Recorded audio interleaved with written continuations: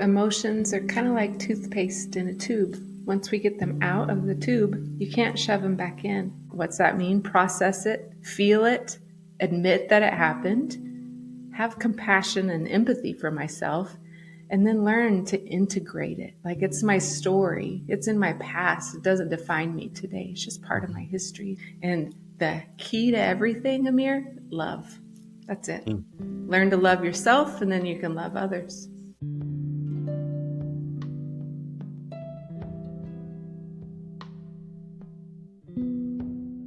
Hi, everybody. Amir here with Retreat Finder, and today I'm joined by Amy Wilson, who is a certified introspective breathwork practitioner, master sound healer, in addition to being a trauma survivor, a Christian mother of three beautiful teenagers. And Amy has an upcoming retreat particularly focused on breathwork and sound healing.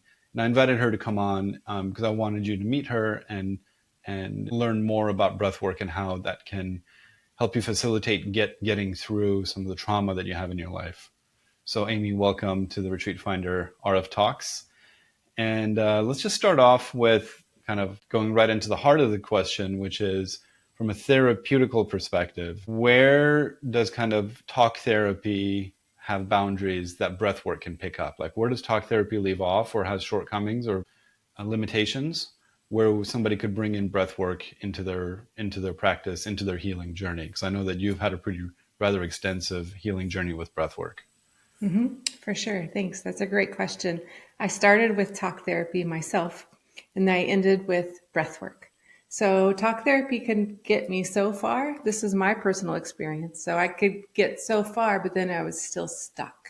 I was stuck in the same mental loops. I was stuck. It's the best way I could describe it. So I went through school to learn about breath work because I went to this retreat, of course, went to a retreat and did breath work, and I was just blown away. I was blown away by the impact. People were just breathing and they're crying. They're talking about all this childhood stuff. Well, I thought everybody had a past, but I didn't know that if you hold on to it, it kind of stays with you and it will creep into your life as an adult. And then you make decisions that you didn't even realize were rooted things in the past. So breathwork helps you get into yourself, into your mind, into your thoughts with understanding. So what I do as a practitioner, it's kind of like guided solitude. Solitude, alone with your thoughts, alone with your higher power, whatever that means for you. And then I guide you to think about things, not just to leave you alone in a hamster wheel of thoughts. Like talk therapy can drone on for just complaining really over and over. Well, then what do we do with it? That's where breath work comes in, and you have those aha moments. Oh, I didn't think of that. Oh man, I see that, how it's all connected now, all through breath work, where you don't have to talk. You don't have to retell your story. That's why I love breath work so much. You don't have to come to me and tell me everything at all. You don't have to say anything. I do all the talking. And so it allows the client to really process and understand, and then they can integrate what they've learned and then live their best life. Yeah, I always wondered, I've done some talk therapy, not a whole lot, so I'm no expert on the matter. My position has always been that talk therapy can be really useful in terms of creating awareness and potentially analyzing and reviewing life choices and being helpful in sort of making new choices going forward from the conscious mind perspective, from a cognitive perspective. But I always was curious as to whether how deep into the subconscious traditional talk therapy can go. And can it go into more of the psychosomatic hardwiring that's been trapped in our bodies through trauma, through traumatic experiences? Can we really break those things? Because it's one thing for me to intellectually and consciously know, okay, if I do this thing, it's going to have a negative consequence. But then when you're in the moment and you're triggered because your partner did a thing or the government does a thing or whoever does a thing, and it triggers your childhood trauma, that's a physiological response that has been almost baked into your nervous system. So no amount of conscious kind of cognitive awareness might get overridden in that moment through the amygdala or whatever the part of the brain is that's flight or fright. So I'm curious to learn more about breath work and how that can sort of, I'm guessing, does it like soothe the nervous system to the point where you can bring up some of these experiences bit by bit and reprocess them as an adult, where as a child, perhaps your nervous system or your ability to cope was constrained. So this trauma has been kind of stuck in your body. So now as an adult, you can start bit by bit working through this, working it through your nervous system and kind of freeing yourself from those traumatic bonds. Is that? Amir, I don't need to be here. You can do all this. Yeah, that's Okay. exactly right. We get patterns from about the age of 0 to 7 that we don't even know are there. So they're very unconscious. So you said it, triggers. Yeah, that's what the whole point is to dissolve the triggers so that there's healing. So I always say personal growth is the same thing as healing, because personal growth it's healing so Yeah. that you can not be triggered, so that you can go through life and just like, oh, I remember that used to bother me and it doesn't anymore. I So I used know to some of the really folks, rethink. Go ahead. I know some of the folks heard what you said a couple of minutes ago around being alone with your thoughts, and that may have already induced some anxiety with somebody with the notion of being alone with your thoughts. What can we do to Yeah, put people's that's where minds I at come ease? in. And that's You not nailed it. necessarily a bad thing. Yeah. It can be a bad thing if you're just over analyzing, if you're just a looping and mental loops on that hamster wheel of that drama, of whatever drama you're stuck in, whether you're being a victim or being a villain or being a hero, whatever it is, it doesn't matter. But when you calm down the nervous system and get into that alpha brainwave state where you're just not thinking about anything, you're really chill, is the best way I could say it. And you're just calm. And then when that central nervous system can calm down, your brain can open up new pathways. You can really understand processes. And then when you continue to do the work, you can create rewiring because of the brain's neuroplasticity. We can change old patterns. So we don't have to stay stuck in these unconscious things. We can live our best life, know we have value. It's really at the root. And the key to everything, Amir, love. That's it. Learn to love yourself and then you can love others. That love has a chemical signature to it. Just physiologically, love has a signature. And from what I've heard and from what I've experienced, love can overpower all the other, what we term as negative emotions. For example, if you're sad or you're missing somebody, it's one thing to like feel that. And then if you mix love into it, it has this kind of purification aspect to it. And I think through breath work, you can release those neurochemicals and that feeling of love. And then as you do that drip by drip, drop by drop, it sort of has this cleansing property to it. Definitely. Yeah. Gratitude. It has a lot of power. And then once you get through the muck, you can start to see the silver linings of some of the bad things in life. And so it changes your perspective when you have a lens of love. Absolutely. So I know some people have done a lot of talk therapy and maybe some people haven't done any. And so when we talk about these childhood traumas, some folks may be really acutely aware of their narrative, and they may have studied it and journaled about it, talked about it in therapy. And maybe some people have no idea what traumas they're holding on to or what they may have blocked out some of the stories. Is it necessary to do this prerequisite work around getting to know your story and your backstory and what happened to you as a child in order to get the benefits from breath work? That's a fantastic question, Amir. From my personal experience, I had things that I didn't remember. So, no, you don't have to work on your narrative before coming into any type of breath work. The breath work gives you the narrative. It tells you the story, what you're holding on to, the story that you're believing will come up. Yeah, the story that you're believing. So, talk therapy is amazing. It helps you, gives you a friend, it gives you a companion, an ally. But what I learned from talk therapy is what trauma is. That I had trauma. I didn't even know I had trauma. I just thought Mm. everyone has stuff. But It's no, just, there's big T traumas and little T traumas. You can have a pretty amazing life, loving parents, siblings, everything was great, and you still have old patterns that aren't healthy or boundaries that aren't set, and you say yes too much, or it doesn't have to be this extremely awful childhood to have bad habits. So yeah. breathwork allows us to slow down and go introspective and see what those bad habits are or what caused them or where we need to reframe, where we need to rethink things and think clean, healthier thoughts about ourselves. That's where breath work comes in. Just reframes, all just while you lay down and breathe. Okay, introspective. You've touched on that. So let's bring that up. Obviously, we see it on your shirt. I know breath work has a multi-thousand-year history in the Vedic traditions. I think it's called pranayama.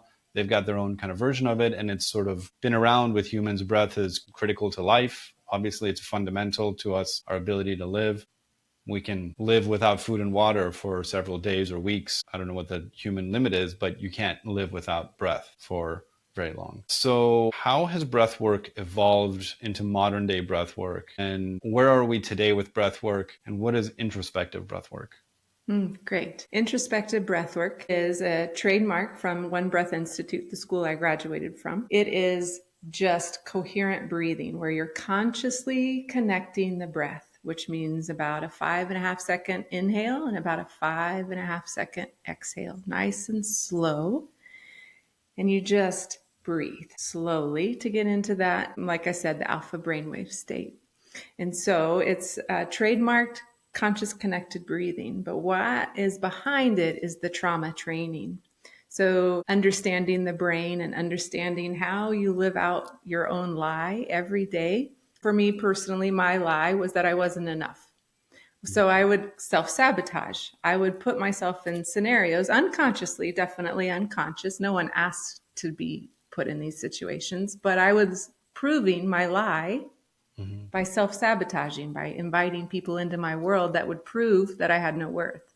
I would let people take advantage of me. Those are the type of people I was attracting because that's what I was believing about myself. Well, So let me also, tell if you, you're no sorry to more. interrupt, but just to add there, kind of the twist is that people who may have seen you as worthy, you discount their opinion because they're not consistent with your own belief. So there may have been people around that saw you as worthy and may have tried to reinforce your worth, but then if you have an internal belief around unworthiness, then you're like, well, these people are obviously, just subconsciously, you discount them. You're like, oh, these people are obviously wrong because I know I'm not worthy. So therefore I can't trust their word. Oh, let me go into this other person, this other relationship where my own internal belief is being validated by the actions that they're doing. You got it. Yeah. Yeah. And so we do the work in breath work to reframe those negative thoughts into what is actually truth. And then you start attracting that type of word. Yeah, you start attracting what you put out in the world for sure. Yeah. So that whole be the change you want to see in the world is like, you got to Yeah. start. I have that hanging in the bathroom here. Yep. Be the change you want to see in the world. That's right. It goes deeper than affirmations, I feel like, because affirmations, they say you have to mix in emotions with the affirmations in order to really give it power. But I think that the thought behind that is to get it in the body, to get it somatically, psychosomatically, like ingrained in the nervous system. And so we're talking about kind of rewriting a narrative. How does breath work and kind of working through the somatic side of breath work kind of help change the narrative? Because is it that like, okay, if I'm feeling at peace, then these thoughts of unpeace don't really stick. They might come and go, but they're not like staying with me. Is that kind of how it works? The hard part, if you're in that situation, is getting peace. So, how do you get there? So, how do you get peace when you have chaos? Well, that's where you need a guide. That's where you need someone to help you get there. So, I guide you. I keep breathing, guide you into breathe, and then I take you on a journey. And that journey will usually involve the younger self, where you spend time with your younger self and have a conversation like it's your best friend. It's yourself. And so, wow, talk about some really powerful work when you talk with your inner child. That is powerful stuff. But when you talk about somatic, yes. So I'm also, like you said, a master sound healer, and the two just go hand in hand. So when we do breath work and we slow down, because we're so busy, right? But when we slow down and really tune inward, then you can feel where you're holding everything. So for me personally, I didn't speak up about my trauma. Nobody knew about molestations. Nobody knew about everything that happened. And so I wouldn't tell anyone. I would suppress the story. I would suppress it. I didn't think I was doing anything wrong. Well, guess what, Amir? I got an autoimmune disease right here in my thyroid. I don't anymore. I've been in remission for over 2 years because of breath work. The all because of breath work. So I learned how to get it out of the body, what I was holding in. So all kinds of tools that we have, all of us have them. Journaling, thinking, but healthy thinking, not over analyzing, but understanding why. Like I call it why it to death. Why? Why is this? Why is that? So when you go to bed at night and you're in a hamster wheel, stop and just ask, why is this bothering me? Yeah. Why? Why it to death? Why? What did I need? Why? So why it to death when you're in breath work, and then you can really feel. You can feel it, your heart space. Sometimes I can actually see when people have grief. Why? Because I can see they can't breathe past right here. They can't breathe past the heart space, and that's where they're holding their grief. So I encourage belly breathing from the diaphragm because you get more oxygen that way. And the more you oxygenate the brain, the more opportunities you have to see things. See, your breath is like a flashlight. So when you slow down and use it, it will shine and show you things that you'd forgotten about. So in breath work, you can learn to release the felt sense, whatever we're holding, wherever we're holding it. Right side, left side, your back, your head, your neck, doesn't matter. Your knees, your feet, they all have some neuropeptide. That's what it is. The emotions that get stored turn to neuropeptides. And when those neuropeptides start to cluster, that's when we feel it. And so that's why sound healing is so powerful, because the vibrations, as I play a bowl like this, the vibrations, they get intensified, they get bigger and they get louder, and you can feel them. Same as tuning forks. I use them with clients on their head and different body parts, by their ears, all for the purpose of feeling inside. So the neuropeptides can get broken up, it can get busted up, the clusters from the vibrations when What's you're a in hold on? sound healing. What's a neuropeptide? What is that? Neuropeptide is the emotion. That's the thing in us. Can turn into a toxin. So it's just this little tiny emotion. So there is a doctor. She is a female too. She won a Nobel Peace Prize for this, but she discovered that emotions do turn into a object, and it's called a neuropeptide. When they're stored, that's what they become. And we breathe out most of our toxins. Mhm. So a lot of people don't know that. Most of the toxins in our body come out through the exhale. So it's another way to get rid of those clusters, is to deep belly breathe and listen to sound healing, of course. Let the vibrations heal you from the So these inside out. neuropeptides, interesting. They, I mean, they almost like calcify onto the nervous system. And so when people say, I feel like I have a stuck emotion, there's an actual physiological chemical thing that's occurring in the nervous system. It's not just this feeling, but there's actual chemicals in the body that are getting stuck in place. Exactly. Yeah. And so that's what happened to me. And that's why I had an autoimmune disease on my thyroid. So that's where it clustered. When I would do breath work in the very beginning, 4 or 5 years ago, I felt like I was getting strangled. It felt like constriction. It was not easy to breathe through. But once I figured out what I was causing myself, whoa, whoa. And once I got all that out, and then to go for my, yearly blood work, and you don't have any more thyroid issues. So that's pretty amazing. I had almost gone through radiation. So this was about 10 years ago. I'm so glad I didn't go through radiation to kill the thyroid, because it's fine. I didn't need to do that. I healed myself holistically just by really letting it all out. Okay, one of the things I appreciated when we first met was I get this sense from you that yes, you're a guide, but you can teach because you have this experience and knowledge. But I really get a sense that you've walked this path and you were really open to share your own journey with me, from trauma to healing, your own healing journey. And I really appreciate that, because the vibe I'm getting is more of someone who's going to really walk beside me in my healing journey, rather than this teacher or this guru that's above, and that kind of dynamic. So maybe other people listening to this might be interested to hear your journey as well. Do you mind sharing some of your healing journey? Yeah, no problem. So I was living life, soccer mom life, stay at home mom type of life. Everything was fine. Everything was fine. But then my dad died. And then actually today is the death anniversary, June Oh, 19th. So he died 4 years ago today. And I spiraled down after that. I lost family members. I lost my unit, my core Mm. family. It just dissolved all because of one death. And then, there's all the post-death things, the Mm. trust, Oh the yeah. financial stuff that just kind Administrative of stuff. ruined it. Yeah. Yep. So I started talk therapy because my husband had discovered that I had planned my suicide. I was looking for the bullets and trying to hide at the same time, and I got caught. So that's how this all got started. I had planned it out, thought everybody would be better off without me. I'm just bringing everybody down. I had a terrible self image. I would look at myself and say, "You're ugly. Why would anyone want to be with you?" I just was horrible to myself. So my husband's like, "You need help." And I was like, "No, I don't." So I got this. And then he said, "Well, can we invite the pastors over to talk?" And I said, "No." He said, "How about one?" I was like, "Okay, one is not too overwhelming." It's a good And then one negotiator. came. Isn't that great? I thought that was fine. So they came, one came with his wife, and she said, "You need help." I was like, "Why does everyone keep saying that? I'm fine." I was so not fine. I had no idea how not fine I was.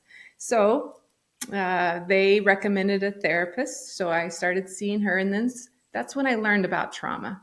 And that Mm. was really a game changer. So talk therapy was really useful was really useful for me in that. Talk therapy was helpful in showing me what trauma was and that I had it. Mm. And that's what it all came down to. But then I talked and talked.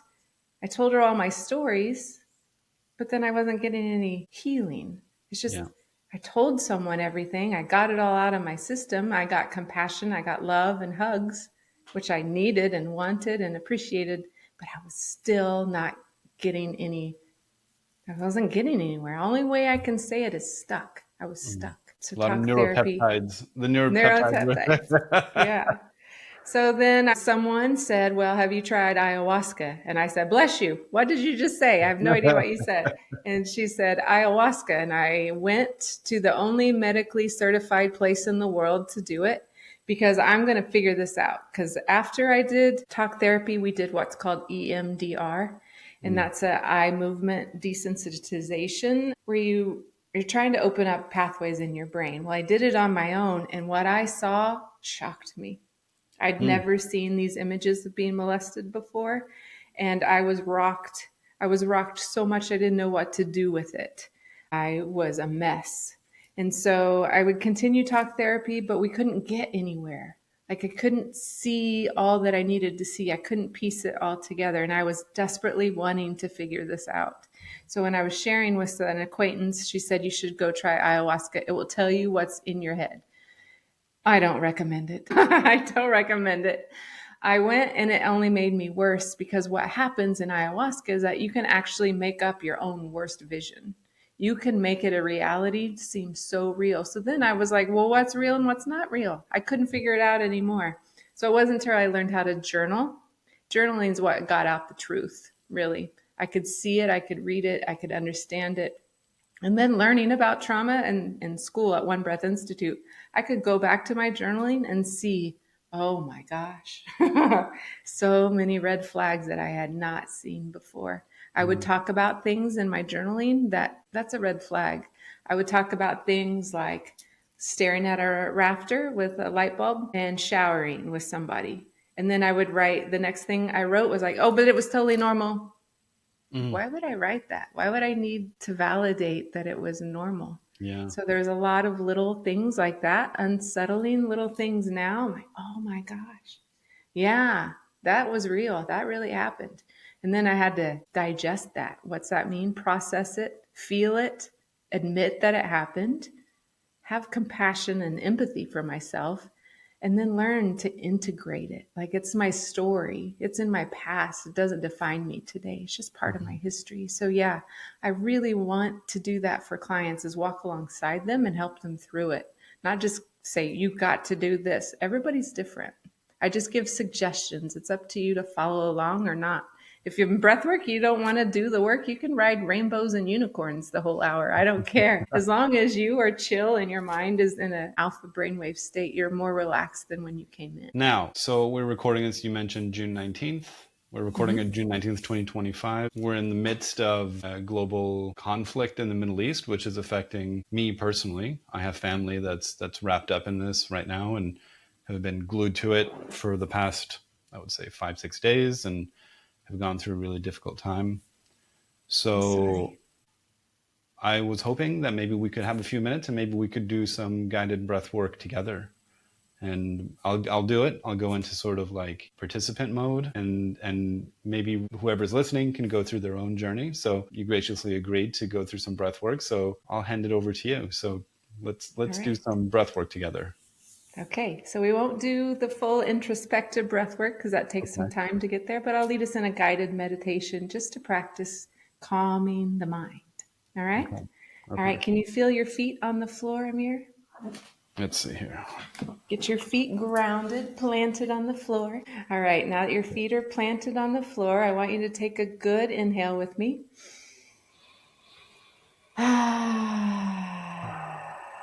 So, what I want you to do, we're going to do that 2 more times. When you exhale with sound, it's called toning.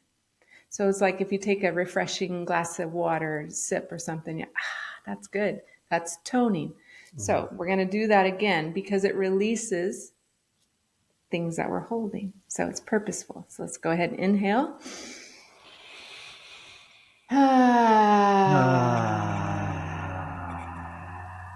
One more time. In.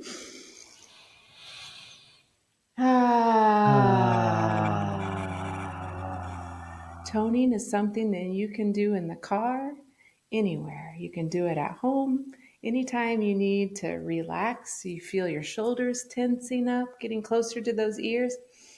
Let it out. All right, so let's go ahead and get in the mode. So go ahead and close your eyes. Let your hands rest comfortably. And now I want you to go ahead and notice all the points of contact, where you're sitting, starting at your feet, feeling them grounded, planted on the earth, on the floor. Maybe you can feel the back of your legs, where they're making connection with the chair. All the way back to your spine, feeling that support. And then noticing your shoulders, if they're heavy or tight. Shift if they need to. And now bringing your awareness specifically to your breath. You don't have to change it. Just tune in to where your breath is entering. Whether it's your nose or your mouth, there's no wrong answer. Maybe you can sense a temperature. Maybe it's warm or cool. Maybe it feels dry or moist. And then relaxing those facial muscles. And then noticing what's moving as you breathe.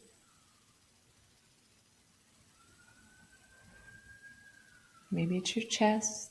Maybe it's your stomach. Again, there's no wrong answer here.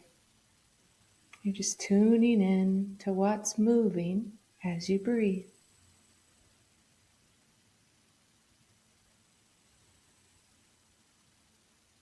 Now I want you to really focus on your breath. I want you to try to make it a bigger breath. And letting it out. Now we're going to do something called box breathing together. Now that you're here and grounded, box breathing is inhaling for 4, holding it for 4, exhaling for 4 counts, and then repeating it all again. So I'm going to guide you as you sit comfortably and just breathe. So let's go ahead and exhale. Now in, 2, 3, 4, and hold. 2, 3, 4. Exhale. 2, 3, 4, and hold. 2, 3, 4, and in. 2, 3, 4, and hold. 2, 3, 4, and out. 2, 3, 4. Hold. 2, 3, 4, and in. 2, 3, 4, and hold. 2, 3, 4. Out. 2, 3, 4. Hold. 2, 3, 4, and in. 2, 3, 4, and hold. 2, 3, 4, and out. 2, 3, 4. Now allow your breath to breathe naturally on its own, keeping your awareness on your breath. Let's take one more big inhale and exhale. Good. When you're ready, you can open your eyes, start to move your fingers or toes, and welcome back. That's a tool that you can use anytime that's convenient. When you can't sleep at night, you can focus on your breath because your brain cannot think and focus on breathing at the same time. So when you're really intentional about your breath, it can relax you enough to get out of the drama and go to sleep. Thank you. Yeah, I'm feeling calmer. I'm feeling emotional, sadness coming up. It's been holding on to sadness for several days, and holding on has gotten tighter and tighter. And so just that brief breathing exercise feels like it's allowing it to flow, and rather than it being stuck. So I think the being stuck part is the hard part. And that's what turns a difficult situation into a traumatic situation, is that it stays like stuck. So thank you for that. I feel it already kind of flowing a bit. Yeah. Good. So emotions are kind of like toothpaste in a tube. Once we get them out of the tube, you can't shove them back in. So keep after it. You're doing it. Thank you. Okay, that was a great little tidbit. That's not the extent to what I understand of introspective breath work, but it's a little taste of Amy's leadership and ability to guide through practices. Tell us about this retreat you got going up, because I know you've been working with clients one-on-one for quite a while, and now you're expanding that into group retreats. And tell us a little bit about your vision for this retreat and what it was, the inspiration behind it, and what's it going to be?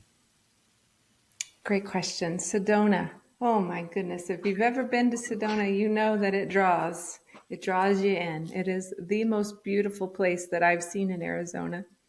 So it's not far from me. It's about 3.5-hour drive for me. That's why I chose it, because it's right in my backyard and it's beautiful. Absolutely beautiful in March, that time of year. You can't find any better weather anywhere. It's amazing in March, and 70 degrees-ish. Nice. Yeah, it's very nice. For the Canadians, that's like 17 Celsius. That's like 17, 18 Celsius. Oh, okay. For the non-Americans. Yes. Thanks. I forget. So Sedona in Arizona is a beautiful place. Beautiful place in March. And the resort that it's going to be held at has all the amenities that you could want, more than you probably need.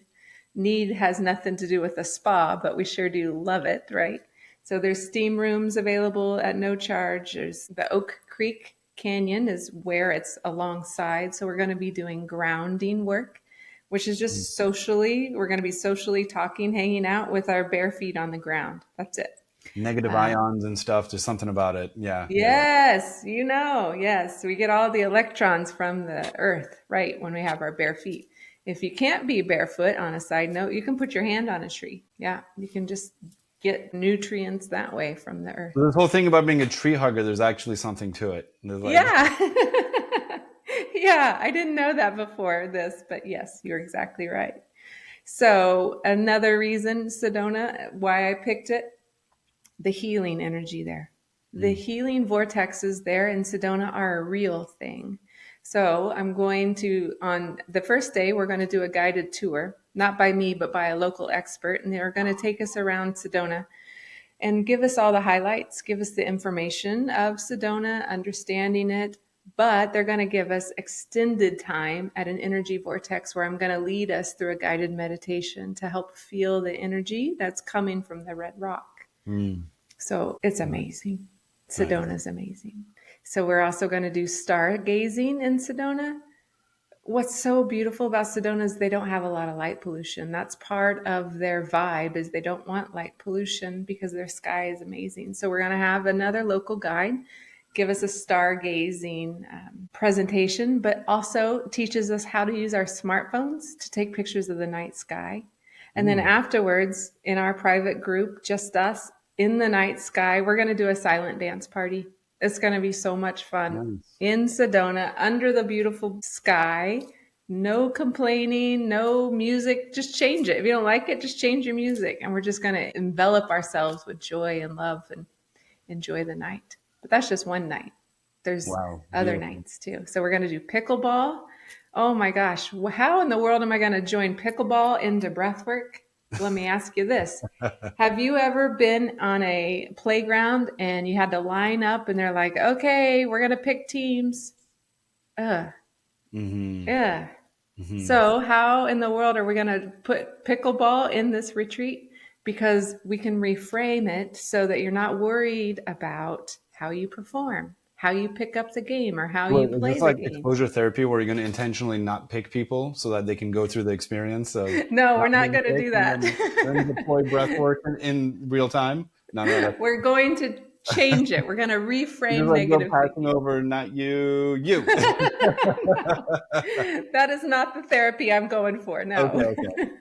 Okay.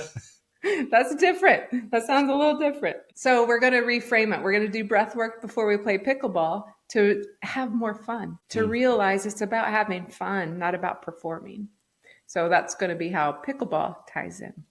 Nice. Stargazing, we're going to tie that in by doing some group work beforehand, where we're going to write things on a piece of paper and then put it into a bowl to give it up. And then we're going to take it out to the stars and let it go.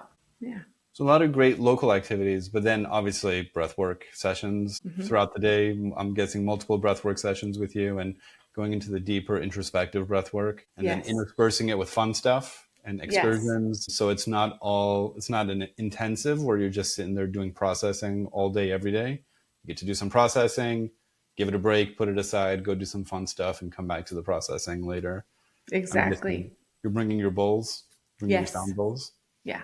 Okay. So we'll do a sound session too, nice. For sure. And if sound sessions aren't safe for you, say you have a insulin pump or a pacemaker, or you have lots of metal in your body, I'll give you a voucher to go have dinner somewhere instead of participating, because it wouldn't be safe for someone to participate. Oh, wow. I didn't realize there was a risk of sound. Absolutely. So the more you hold on to, Amir, like a PTSD survivor, really feels discomfort during a sound bath because of what we just talked about, the neuropeptides. The central nervous system holds on to everything. So it's up to us to get rid of it. So when we hold on to a lot of stuff, you can feel it with the sound bowls. Okay. But no, I didn't know there were medical risks involved with, what did you mention? If somebody has a pacemaker or an insulin pump, pacemaker, it will mess up the rhythm. The vibrations can change the rhythm. Wow. So people with pacemakers don't go to raves and go stand by the subwoofer and get, okay. I don't think so. I'm kind of connecting dots that probably don't need to be connected right now. No, I don't think those worlds are going to mix much. They don't have the pacemaker convention at an underground rave? Okay. Right. So you said March 2026, Sedona, Arizona. We'll have the links kind of all over the place around this video. Sounds like a good time. Is it co-ed? Is this a women's retreat or is this co-ed? Great question. My assistant is my husband. Okay. So it is co-ed. It's not women only. We'll see how it works out. Sometimes it ends up being women only when I have group workshops, and that's okay. It just depends. But there is going to be a male present because I need someone to lift the heavy stuff. Absolutely. And I always recommend to retreat leaders to have someone there that's going to like be the overseer, hold the container, do logistical stuff, because logistical management is a different mindset than facilitating emotional processes. And so you don't want to be like one foot in, one foot out as a retreat leader. So that's good that you Right. have that support with you. And then obviously you're being supported by the resort and their services as well. From what I understand, it's quite of a luxury resort. I haven't been there myself. On what's it called? Mara? Amara, Amara Resort in Sedona. So we can post pictures or look at that as well. Well, wonderful. Is there anything we haven't covered that you want to share around your work? Or, oh yeah, let's talk about some of your client journeys. Share with us one kind of client experience that you had, that obviously maintaining privacy of and respecting their privacy. But what's a client experience that you saw as a practitioner where it really touched you and you were like, oh, this was worth it. It made it all worth it for you. Yeah, there's so many. I'm like, my mind's like, ooh, which one do I pick? There's so many. It just keeps me going. And this is the why we do this work. There's so many. Very beginning, one of my very first clients no longer is on antidepressants because she doesn't need them. She didn't need them before, but she'd been on them for decades. So that's a big deal, to not put toxins in your body anymore, to feel all the feels again and to allow yourself to feel. Oh my gosh, that was amazing. So for her to not be on antidepressants was a big deal. Other people who just put up boundaries where they had been a doormat before. Yeah. Oh my gosh. There's so many amazing I've stories. witnessed that a lot too, where you see somebody actually go into an empowerment state where they were a doormat, or a lot of these like little things that you were talking about before with the little qualifiers that you would add to things, and the little, what was it you said? You said something about the shower and the this and the that, the electricity in the shower vision. And then you said, but it was normal. And these little things that take away from the core issue, or little qualifiers. And when you realize that those things aren't necessary, and it's not necessary to be a doormat, and you see somebody step into a more empowered state, it's so satisfying. So satisfying. You said it. Yeah. Couldn't Yeah. do it, say it any better. It is amazing to see someone empowered. Absolutely. And to find their authentic self. And the idea is that people are coming on the retreat, we're going to have these practices that we can take with us. So it's not just about having an experience at the retreat. There's an actual educational component around the introspective breathwork and taking home the tools and practices that we can take into life, right? Absolutely. Sunday itself, the last day of the retreat, is going to be focused on now what? How do I keep going from here? Like, I did all this work. How do I keep integrating it? So that's going to be the last session on Sunday, will be now what? What's next? How do I keep doing this work on my own without Amy? Nice. So I'll give tools and suggestions. Well, I've already taken away the why it to death. That was a good one. I like the why it to death. It's kind of like the Byron Katie stuff of like questioning the validity of something that's not serving you. Is that the inquisitive mind can't hold on to anything. It can't hold on to the thing. It's when you think you know the truth and you think that this is the black and white for sure thing, you can then attach emotions to that thing and let it spin you out of control. But if you approach something with a curious mind and ask yourself, why not? It opens up room for alternative to actually exist as well.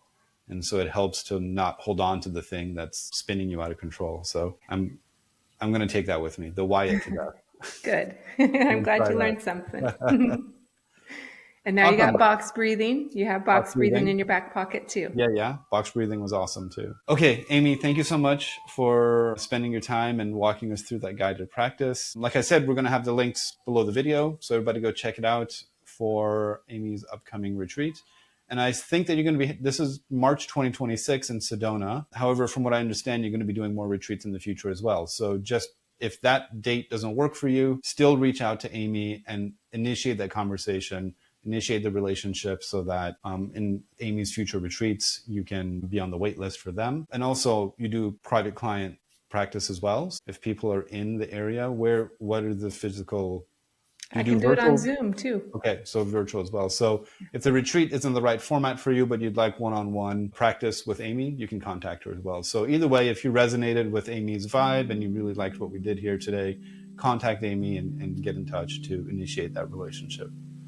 So, Amy, thanks so much for being here today. I appreciate it. Thank you, Amir. Okay. Bye, everybody.